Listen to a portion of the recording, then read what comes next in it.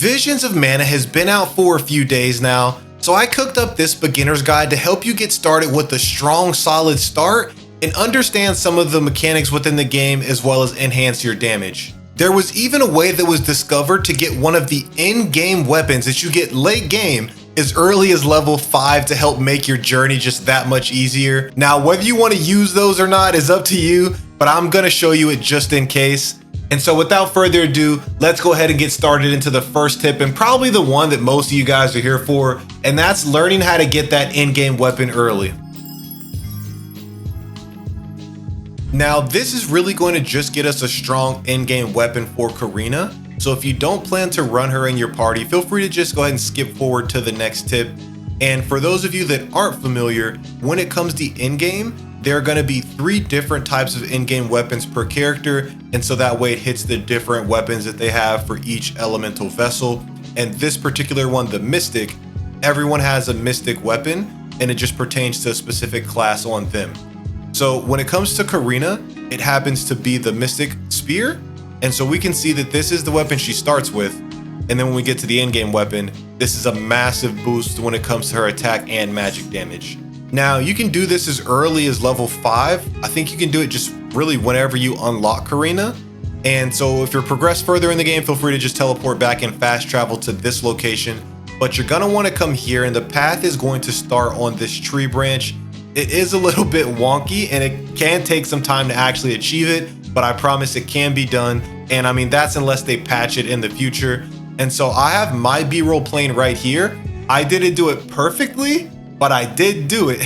But this isn't a method that I discovered. There's actually another YouTuber named Tsuyoshi that discovered this method, and they do it flawlessly. So if you want to see someone do it without any errors and just hop, hop, hop, hop, hop, without seeing me mess up a bunch of times or do it clunky, I'll have their video linked in the description down below for you to check out. And once again, shout out to them for discovering this method. Now, the one limitation that does come with this, like I think I mentioned it earlier, but it does limit you to running Karina with an elemental vessel that takes advantage of the spear weapon.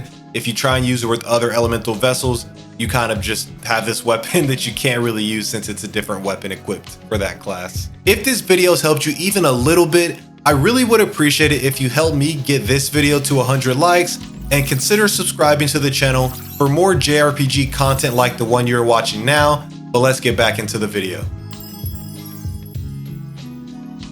Now, the next tip that I have for you guys is going to be regarding the camera. I see a lot of people saying that combat feels a little bit clunky, especially early game. And so a portion of that is because you don't have a lot of skills and magic unlocked to really go off, because you haven't had a chance to invest in your elemental plot just yet. But I think another portion contributing to that is the camera speed. When I first started, it just moved entirely too slow, and it was just throwing off everything that I was trying to do, and things just didn't feel as smooth.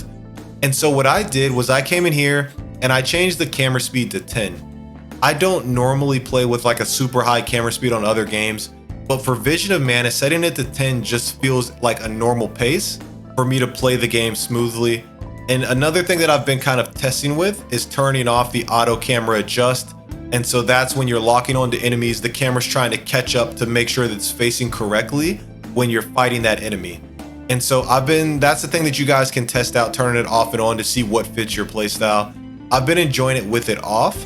And another thing that's helped with this is getting used to the controls when it comes to resetting the camera. This is probably the fastest way to whip the camera to the direction that you're facing when you're fighting and in combat. So I can see the argument for changing this to maybe R3 and switching the target lock to L3 and R3. Just because if you're attacking in a direction, not all the time you really don't need to lock onto the enemies if you're attacking in the direction or just attacking a group of enemies. And so it's really based on preference. Now, the next tip that I have for you guys is don't skip these elemental airy trials. I know in other games it's common to have these early game, but you absolutely can't defeat them, and they're there and they're meant to be for you to come back to later on when you're stronger. When it comes to Visions of Mana, these are going to scale with you. So if you come back when you're stronger, the mobs you're fighting are going to be on par with where you're at your new level. So my recommendation to you would maybe be trying to find a way to take advantage of the weakness type, bang your head at it for a little bit to see if you can clear it, If you accept that you can't, notate where it is and come back to it later. Maybe once you've invested in your elemental plot a little bit more and you have more moves in your arsenal, but let that be the determining factor of when you move on and when you're going to come back to it, as opposed to getting more levels or getting stronger weapons. Make it be taking advantage of the weakness of that particular elemental area trial and not the levels. Now, you may see some on your map that you can't enter, and you actually need to have that elemental vessel unlocked before you can enter in those different trials. But it is crucial for you guys to be clearing these because they have drops, and they can drop a lot of different things that are going to be beneficial on your journey. And so they can drop things such as exclusive abilities. So this is one that I got from an early elemental area trial, and this is a consecutive casting moon ability. So I can equip this, and I wouldn't have had access to this had I not cleared that trial. And so sometimes it's armor, sometimes it's weapons in other games, but you know, I think it can vary when it comes to Visions of Mana, but just knowing that you have access to get abilities that are exclusively in those trials just makes it that much more important to tackle when you get the chance. Now, I'm sure someone super smart, super patient is going to figure out where all of the elemental area trials are and have them on a map and maybe have them coordinated for what they drop. It's probably already out there. Unfortunately, I'm not that patient and I'm not that guy, so you're gonna have to go look for it yourself. I apologize, but at least now I give you the information to know what's in them. The next tip that I have for you guys is gonna be investing in your elemental plot very wisely. Be stingy with these points. There is an item that you can get late game that allows you to respec the points that you have invested, but it's not like a game where, like Dragon Quest XI, for example, where you can just respec for the cost of gold as much as you want anytime you hit an altar. It's going to be an item that you need to respec. Early on, the elemental points are going to come in abundant and you're going to get 5 every time you level, and since it's beginning of the game, you're going to be leveling frequently. But once you get to the end game and you're trying to get to some of these late plot points, it's going to get very expensive and you're not going to be able to max out every single plot point in your first playthrough. During New Game Plus, you're going to be able to do that, but during your first playthrough, you're going to have to miss out on some specific points. So for an example, I could unlock this if I wanted to, and I have the points to do it, and I also have the 1-to-1 conversion points to give me even more elemental points, but I'm not going to, just because I don't know fully which elemental vessel I'm going to have equipped to Val for the game. And my game plan, just to give you some insight of what I want to do, is I want to use Morley as my main, and I want to take advantage of the Wind Vast Vessel, so I can take these weapon imbues. So I can give Wind Element to my ally, or I can give Fire Element to my ally, and so on and so forth as I get more unlocked.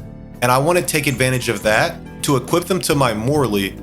And then with my Morley, I know for a fact that I'm going to be running the Moon Vessel. And so I've just been going crazy and investing as many points as I can, but not necessarily investing in the other ones that I unlocked because I know that I want to have them for my Moon Vessel.